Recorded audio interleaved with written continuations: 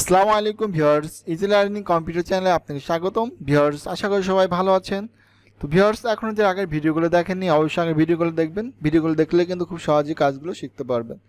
তো ভিউয়ার্স, আমরা Microsoft office এক্সেলের কাজ শিখছিলাম, বিধায় আমি এক্সেল ওয়ার্কশিটে কিন্তু আছি। তো ভিউয়ার্স, গত ক্লাসে আমরা দেখেছি অটো সামের কাজ। আজকে আমরা দেখব শর্ট অ্যান্ড ফিল্টার এবং এখান থেকে দেখব ক্লিয়ার ফরম্যাটিংয়ের কাজ, অর্থাৎ এখান থেকে আমরা এই ক্লিয়ারের কাজগুলো দেখতে পারবো। তো ভিউয়ার্স, বেশি কথা না বাড়ি এখন আমরা আমাদের ক্লাস শুরু করব। তো ক্লাস শুরু আগে আমার একটি রিকোয়েস্ট, যারা এখনও চ্যানেলটি সাবস্ক্রাইব করেন অবশ্যই চ্যানেলটি সাবস্ক্রাইব করে রাখবেন, যাতে নতুন নতুন ভিডিও আপলোড দিলে খুব সহজে আপনারা দেখতে পারেন এবং কাজগুলো শিখতে পারেন।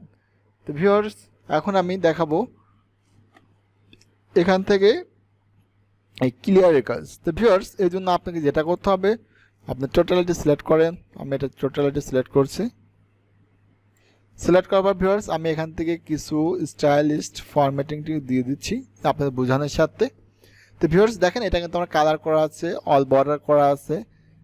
তারপর হচ্ছে আমি এখান থেকে লেখার সাইজগুলো আরেকটু বড় করে দিই আপনাদের বোঝানোর জন্য।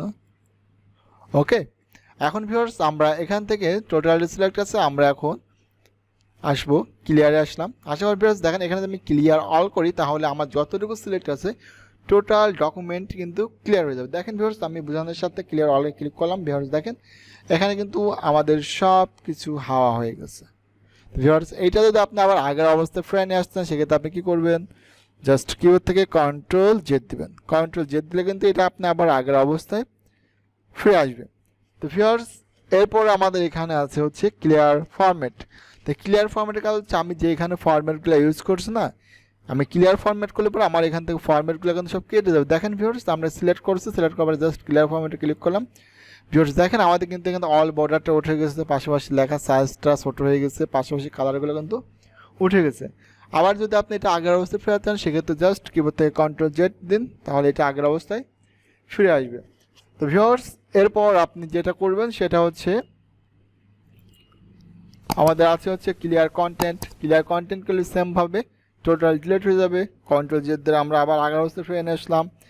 এরপর আপনার এখানে হচ্ছে ক্লিয়ার কমেন্ট, যেহেতু আমাদের এখন কমেন্ট নেই সেক্ষেত্রে আমরা এটা করতে পারবো না।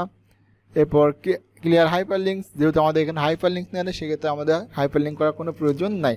তো ভিউয়ার্স, এর উপরে একটা কাজ আছে, এটা আসলে ডাউন রাইট আপ লেফট, এটার কোনো কাজ নেই, সো এটা আপনার করার কোনো প্রয়োজন নেই। ভিউয়ার্স, এরপর আছে শর্ট অ্যান্ড ফিল্টার। তো শর্ট অ্যান্ড ফিল্টারের কাজ কি? ভিউয়ার্স, শর্ট অ্যান্ড ফিল্টারের কাজ হচ্ছে, আমি এখানে যে কাজগুলো করছি এরকমভাবে মনে করেন যে আমার বেশ 2 থেকে 300 এমপ্লয়ের একটা লিস্ট তৈরি করা আছে এবং তাদের টাকা, টোটাল টাকা, মান্থলি সব কিছু এখানে উল্লেখ করা আছে। তো ভিউয়ার্স, এখন আপনাকে অফিস থেকে নির্দিষ্ট কিছু নাম দিচ্ছে, যে নামের তথ্যগুলো আপনাকে প্রিন্ট করে দিতে হবে। তো ভিউয়ার্স, এই যে 200-250 যে এমপ্লয়ের লিস্ট আছে, এখান থেকে আপনি ওই যে 10 জন বা 20 জনের নাম দিচ্ছে, ওদেরকে আপনি কীভাবে সিলেক্ট করবেন। এখন যদি ওদেরটা আপনি আলাদা আলাদা প্রিন্ট করতে চান, সেক্ষেত্রে কিন্তু আপনার অনেক সময় লাগবে। তো ভিউয়ার্স, এই জন্য আপনি শর্ট অ্যান্ড ফিল্টারটা ইউজ করতে পারেন, কারণ শর্ট অ্যান্ড ফিল্টার কাজ হচ্ছে থেকে বের করা। অর্থাৎ আমার এখানে যে তথ্যগুলো আছে, যে নামগুলো আছে, আমি চাইলে কিন্তু নির্দিষ্ট কিছু সংখ্যক নাম রেখে বাকিগুলো কিন্তু আমি হাইড করে দিতে পারবো। তো ভিউয়ার্স, এই জন্য আপনি কী করতে হবে, আপনি জাস্ট যতটুকু কাজ করছেন ওর মধ্যে কার্সরটা রাখবেন, রাখার পর এখান থেকে শর্ট অ্যান্ড ফিল্টারে ক্লিক করবেন, ক্লিক করবেন, ফিল্টারে ক্লিক করেন। ভিউয়ার্স দেখেন, আমার কিন্তু এখান থেকে যতটুকু কাজ করে ততটুকুর মধ্যে কিন্তু এটা ফিল্টারের চিহ্ন চলে আসছে। তো ভিউয়ার্স, আমি এখান থেকে চাচ্ছি যে শুধুমাত্র রবিন নামে যে ব্যক্তিগুলো আছে, শুধুমাত্র রবিন নামে ব্যক্তিগুলো তথ্য আমি প্রিন্ট করব। তো ভিউয়ার্স, এক্ষেত্রে আপনাকে যেটা করতে হবে সেটা হচ্ছে, আপনি এখান থেকে এসআর নেমে যাবেন, যাওয়ার পরে এখান থেকে সিলেক্ট অল থেকে টোটালটা উঠায় দেন। উঠায় দেওয়ার পর আপনি যাদেরকে রাখতে চাচ্ছেন শুধুমাত্র তাদেরকে রাখুন। তাহলে আমি জাস্ট রবিনকে রাখবো। রবিনকে রাখার পর জাস্ট আপনি কিন্তু ওকে করবেন, তাহলে ভিউয়ার্স দেখতে পাচ্ছেন আমাদের কিন্তু শুধুমাত্র এই ব্যক্তিগুলাই কিন্তু আছে। বুঝতে পারছি ভিউয়ার্স, দেখেন আমার কিন্তু শুধু রবিন নামে যে ব্যক্তি আছে, রবিন নামে ব্যক্তি তথ্যগুলো কিন্তু এখানে আছে। আপনি জাস্ট এদের কাজগুলো প্রিন্ট করে দেওয়া শেষ, আপনি চাচ্ছেন যে আবার আগের অবস্থায় ফ্রাই নিয়ে আসবেন, সেক্ষেত্রে আপনি কী করবেন, সেক্ষেত্রে আপনি জাস্ট এখান থেকে আবার ফিল্টার চিহ্নে ক্লিক করবেন, ক্লিক করার পরে এখানে সিলেক্ট অলে ক্লিক করে ওকে করেন। ভিউয়ার্স দেখেন, আবার এটা ফিরে আসছে। তো ভিউয়ার্স, আমরা যদি এরিয়ার ক্ষেত্রে আসি, আমরা এখানে এরিয়াতে আসলাম, আমি এরিয়াতে ক্লিক করলাম। ভিউয়ার্স, আমি চাচ্ছি শুধুমাত্র যারা কুষ্টিয়ার মধ্যে আছে, যারা হচ্ছে আপনার যশোরের মধ্যে আছে শুধুমাত্র তাদের তথ্যগুলো থাকবে, বাকিগুলো কিন্তু থাকবে না। এক্ষেত্রে আপনি যশোরে ক্লিক করবেন, ক্লিক করার পর ওকে। ভিউয়ার্স দেখেন যশোরে কিন্তু রাকিব, রাজু, রাহাত এই ব্যক্তিগুলো আছে বিধায় কিন্তু আমাদের শুধুমাত্র এই ব্যক্তিগুলোর তথ্যই দেখাচ্ছে, বাকিগুলো কিন্তু দেখাচ্ছে না। তো ভিউয়ার্স এই রকমভাবে শর্ট অ্যান্ড ফিল্টারটা আপনি ইউজ করে আপনার নির্দিষ্ট ব্যক্তি বা নির্দিষ্ট কোনো স্থান বা নির্দিষ্ট পরিমাণ টাকা কিন্তু আপনি এখান থেকে বের করতে পারবেন।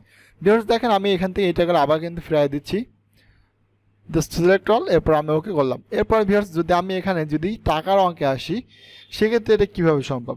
তো ভিউয়ার্স দেখেন আমি হচ্ছে এখান থেকে এটা আসলাম, আসার পরে এটা উঠাই দিলাম। তো আমি চাচ্ছি ভিউয়ার্স এই 2 লক্ষ টাকা যেখানে আছে শুধুমাত্র 2 লক্ষ টাকাটাই দেখাবে, সেক্ষেত্রে আপনি কি করবেন, জাস্ট এখান থেকে আপনি ওকে করেন। তাহলে দেখেন ভিউয়ার্স শুধুমাত্র একজন ব্যক্তিকে দেখাচ্ছে রাকিবের এই যে 2 লক্ষ টাকা আছে। বুঝাতে পেরেছি ভিউয়ার্স? এরকমভাবে কিন্তু খুব ইজিলিভাবে কিন্তু আপনি ফিল্টার করে আপনার প্রয়োজনীয় তথ্যগুলো কিন্তু আপনি বের করতে পারবেন। তো ভিউয়ার্স আবার এটা আমরা এখান থেকে আগের অবস্থায় ফিরিয়ে দিলাম। আমি এখন চাচ্ছি যে ফিল্টার চিহ্নটা রাখবো না, সেক্ষেত্রে আপনি যেটা করবেন জাস্ট এখানে কার্সরটা রাখবেন, রাখার পর শর্ট অ্যান্ড ফিল্টারে আসবেন, আসার পরে ফিল্টার ক্লিক করলে কিন্তু ফিল্টার চিহ্নটা আপনার ওখান থেকে উঠে যাবে। তো ভিউয়ার্স এরকমভাবে খুব সহজে কিন্তু আপনি শর্ট অ্যান্ড ফিল্টার ব্যবহার করে 20 মিনিটের কাজ কিন্তু আপনি 2 মিনিটে কমপ্লিট করতে পারবেন। তো ভিউয়ার্স আশা করি ভিডিওটি দেখে আপনি উপকৃত হয়েছেন। আর যদি ভিডিওটি দেখে আপনি উপকৃত হয়ে থাকেন অবশ্যই চ্যানেলটি সাবস্ক্রাইব করে রাখবেন এবং পাশে থাকা বেল আইকনটি বাজিয়ে দিবেন এবং ভিউয়ার্স লাইক করবেন, কমেন্ট করবেন, যাতে নতুন নতুন ভিডিও আপলোড দিলে খুব সহজে আপনারা পেতে পারেন। তো ভিউয়ার্স আজ এই পর্যন্ত, সবাই ভালো থাকবেন, সুস্থ থাকবেন, সবাইকে অসংখ্য ধন্যবাদ সাথে থাকার জন্য।